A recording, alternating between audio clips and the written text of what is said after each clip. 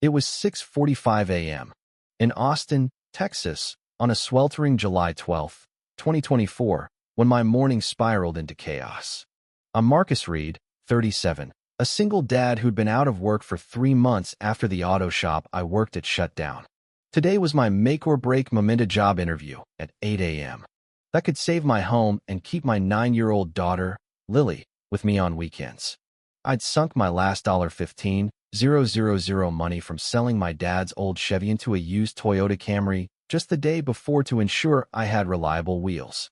The stakes were sky high, and the last thing I needed was a showdown with Linda Harper, the neighborhood HOA tyrant who'd been making my life miserable for nearly a year. But as I opened my garage door, there she was, charging toward me like a bull, screaming that I'd stolen her car. What unfolded next was a masterclass in self-destruction that obliterated her world in ways I couldn't have imagined. Linda had been a thorn in my side since I moved into this quiet Austin suburb. She was the kind of person who'd measure your lawn with a tape measure at dawn and slap you with a fine if your mailbox was a half-inch off regulation. Over the past 9 months, she'd hit me with 15 citations, everything from unauthorized vehicle maintenance, when I fixed a neighbor's flat tire, to excessive noise for mowing my lawn at 3 p.m. on a Sunday. For days, I'd noticed her parked across the street in her rusty Ford Focus, scribbling notes like she was the neighborhood's self-appointed detective. I figured she was just hunting for her next petty violation, but this morning, she went from nosy to nuclear in seconds. The moment she saw my Camry, she bolted from her car, clipboard in hand, her fake red curls bouncing like a bad costume prop. "That's my car," she shrieked, planting herself in front of my vehicle like she was guarding Fort Knox. Her neon green tracksuit and knockoff Gucci purse only added to the absurdity. She waved a receipt from Lone Star Motors, claiming she'd put down $4,000 for a 2020 Toyota Camry, same color, same model as mine. For a split second, I wondered if I'd accidentally bought a stolen car. My stomach dropped. I tried to stay calm, pulling out my own paperwork from reliable Ron's Auto Lot, where I'd bought the Camry with a clean title just yesterday. "Linda, I have all the documents, title, registration, insurance," I said, holding them out. But she wasn't interested in facts. She slapped the papers from my hand, screaming about forgeries and organized crime rings. My documents scattered across the driveway, and she stomped on them with her wobbly platform heels, nearly toppling over. By now, she was on the phone with 911, putting on a performance that would have made Hollywood jealous. "He's stealing my car. He's a dangerous criminal," she wailed, her voice cracking as mascara streaked down her face. Her wig slid 45 degrees to the right, and one fake eyelash dangled like it was trying to escape. Neighbors started poking their heads out. Mrs. Clara Thompson, the 72-year-old retiree next door, and Greg Larson, the cautious accountant from down the street. Linda spotted her audience and cranked the drama to 11, waving her receipt like it was a court order.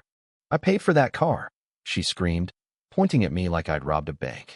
The receipt looked legit. Same car, same trim, dated 3 weeks ago. My heart raced as I wondered if there was some insane coincidence at play. But Linda's history of fabricating complaints made me skeptical. She genuinely believed she was the victim, clutching that paper like it was her lifeline, her eyes blazing with a mix of fury and desperation. This wasn't just HOA nonsense, this was personal. The clock was ticking, 7:10 a.m., with a 40-minute drive through Austin traffic to my interview. Every second spent on this madness was pushing me closer to losing everything.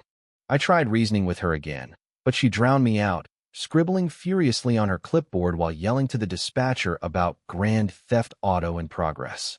Then Linda's husband, Tom Harper, pulled up in his beat-up Focus, looking like he'd rather be anywhere else. Linda called about a stolen car, he mumbled, stepping out in mismatched pajamas and flip-flops, clutching a briefcase. "But we don't own a Camry. Just this Focus."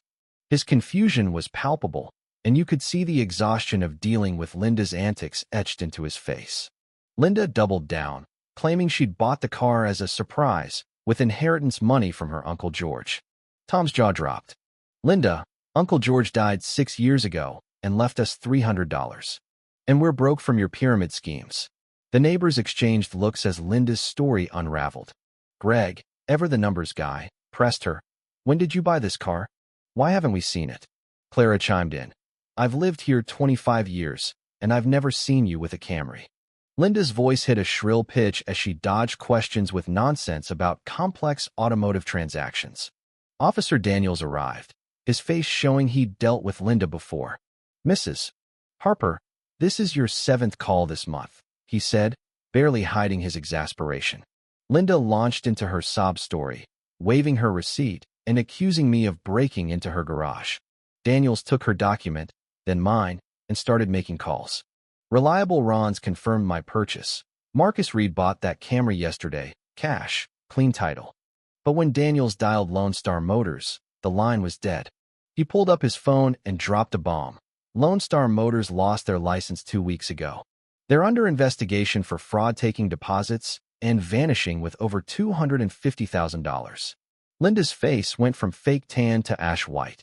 Instead of admitting she'd been scammed, she spun wilder lies. They delivered my car to the wrong address.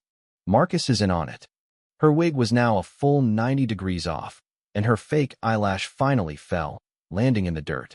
That's when Clara stepped forward with her tablet. Officer, you need to see this, she said, her voice sharp as attack. Linda's been stalking Marcus for days. I've got it on camera.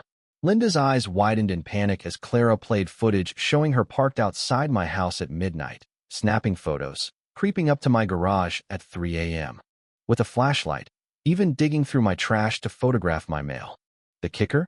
A clip from 3 nights ago showed Linda trying to pick my garage lock for 15 minutes.